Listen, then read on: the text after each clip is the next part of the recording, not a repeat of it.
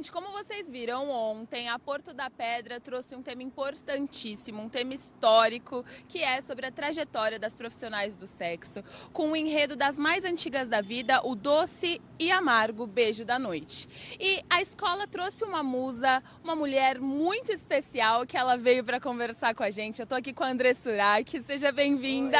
Oi! Tô feliz, apesar de estar muito cansada. Tava falando pra você aqui fora das câmeras. Gente, eu tô 13 anos fora do carnaval, né? Então, assim, por mais que a gente se prepare, você enfrentar Sapucaí é fortes emoções e é 4 quilos de fantasia, meus braços dói. E eu, né, abanava pro povo e sambava, e aí aqui assim, é um costeiro pesado. Então, assim, você que olha de fora, vou te falar, você não tem noção do que a gente passa, mas assim, realizada, cansada, exausta. Hoje estou moída, mas feliz, sabe? Acho que foi lindo. A Porto da Pedra foi incrível, porque eu achei que eu não fosse mais participar do carnaval, porque eu estava há muitos anos, né, longe do carnaval, vivi uma fase religiosa e achava que era pecado, né, o carnaval. E hoje, com a mente mais aberta, né, mais evoluída como ser humano, eu venci todos esses preconceitos, essas crenças limitantes e vi que, na verdade, ali está Deus, porque são pessoas que vão por amor, né? Tiram do dinheiro do bolso para estar ali, gastam com passagem, hospedagem. Eu, por exemplo, eu estava em Salvador com a minha família, né, curtindo, e disse, não, eu vou lá desfilar, dei a minha palavra, fui convidada, vou lá desfilar. Então, e a gente, tipo, financeiramente, a gente não ganha, porque normalmente as pessoas querem sempre ganhar alguma coisa. O que a gente ganha? O amor das pessoas, o carinho das pessoas, né, daquela arquibancada ali feliz, cantando com a gente, o samba enredo lindo. E foi um dos motivos do qual eu aceitei, sabe, esse convite de voltar para o carnaval depois de 13 anos por causa do samba enredo da Porto da Pedra. Era isso que eu ia te perguntar. Como foi voltar para Sapucaí depois de ser com um enredo tão importante e depois de ser tão julgada, sabe? Agora você está sendo aplaudida, você foi aplaudida por um enredo que você já foi muito julgada. Eu acho que a Porto da Pedra foi muito corajosa em escolher esse samba enredo, porque infelizmente a gente vive numa sociedade onde essas mulheres são silenciadas há muitos anos. É a profissão mais antiga, né? E não existe políticas públicas para essas mulheres. E eu fui ali não só como André Surak, mas eu fui como Maria, como Joana, como voz dessas mulheres. Porque tem mulheres com 60, 70 anos que ainda vivem dessa profissão, sustentam suas casas, né? E o samba enredo era muito lindo, que é uma puta mulher que sabe o que quer, sabe, uma tigresa que mata um leão por dia. E são essas mulheres guerreiras que às vezes são julgadas por uma sociedade que finge que elas não existem, né? E elas não podem se aposentar, sabe? Não têm direitos de um cidadão, uma pessoa normal, sabe? E não faz mal a ninguém, tá ali fazendo o seu trabalho. Então a Porto da Pedra foi incrível escolher esse samba enredo, dar voz a essas mulheres. E eu acho que foi um divisor de águas, assim, sabe? Poder falar sobre isso é quebrar um tabu. E é olhar como humanidade. Você pode, sabe, você pode não concordar, mas pelo menos respeite, sabe? Dê o direito de voz, de dizer, olha, ela existe, ela também precisa de políticas públicas, leis que as protejam, são mulheres, entende? E a minha fantasia estava linda, linda, linda, que representava as profundezas do oceano. E a gente estava homenageando o carro que falava das polacas, que foram mulheres que elas foram violentadas, agredidas, tanto fisicamente como psicologicamente, mas elas eram escravizadas, né? Elas não eram da prostituição porque escolheram isso, né? A gente está falando de tráfico humano.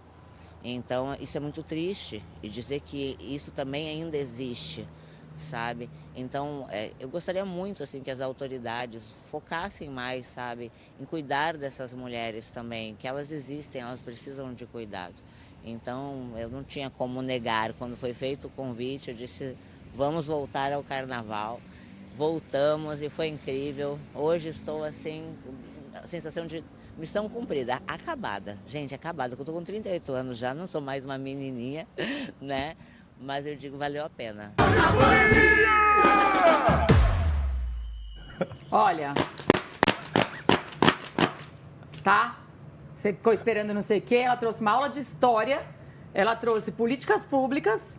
Para Tá mulheres bom? prostitutas, Exatamente. Né? Tá bom para vocês? Olha aí, falou das mulheres polacas, de tráfico sexual, ou seja, nada do que você esperava ouvir, você ouviu nessa entrevista. Maravilhosa. Eu não posso deixar de contextualizar aqui que a gente teve essa incursão, esse discurso da Andressa Urach mais político e eu não posso deixar de falar também que ela anunciou ter intenção de se candidatar a um cargo público eletivo, então a gente está talvez vendo mais uma nova era de Andressa Urach. A gente já viu a religiosa, agora nem menos, e agora também nesse viés político da Andressa Urach, nessa entrevista que ela concedeu com exclusividade a nossa Hannah Hall. Falou sobre políticas públicas para mulheres prostitutas, falou um pouco de história, que a mulher né? Não tem direito nenhum, tem mulheres de até de 60, 70 anos que ainda sustentam suas casas nessa mesma profissão.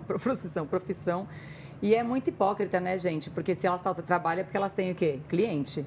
E aí essas mesmas pessoas que estão ali usufruindo desse trabalho, né, contratando, estão lá metendo, são os que julgam. Então, eu acho importante uma pessoa como ela que tem a coragem, assim como a Escola de Samba teve a coragem também, de falar um pouco pelo lado que as convém ali, né?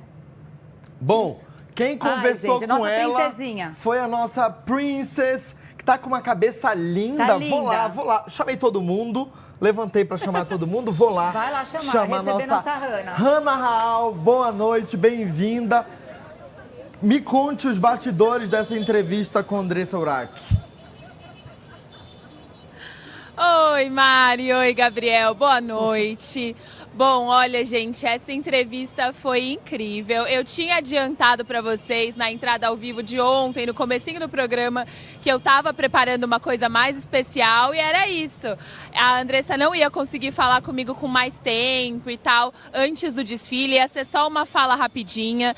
E aí eu falei, gente, vamos fazer um negócio legal. Eu fui até o hotel dela, eu vou confessar que eu atravessei a cidade, foi uma viagem, encontrei ela lá e aí a gente teve altos papos, altas conversas, a gente falou de muita coisa interessante. Ela falou sobre o desfile dela, sobre a fantasia, ela ficou anos afastada do carnaval, né? E aí ela me contou que ela só decidiu voltar na Porto da Pedra por conta do enredo, que ela achou que era importante, que ela precisava falar sobre isso e ela usa muito isso, né? A gente tem, às vezes ela traz uma imagem de que não tá ligando, que só vai falar besteira, e nananã. Só que na entrevista eu vi uma Andressa Urach muito centrada, muito consciente de tudo que ela faz e fala.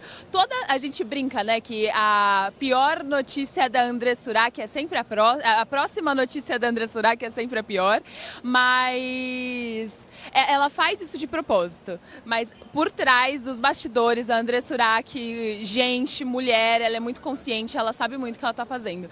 Tanto que vocês podem, em uma parte da entrevista, não sei se já foi ao ar, mas se não, acho que vocês também vão conseguir ver a íntegra no YouTube.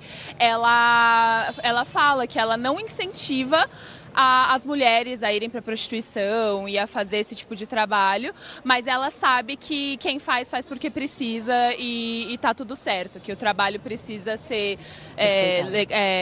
ter políticas públicas para ajudarem as mulheres, né, do sexo, que trabalham com o sexo, né? O Hannah, inclusive a gente viu ter políticas públicas para ajudarem as mulheres, né, do sexo, que trabalham com o sexo, né?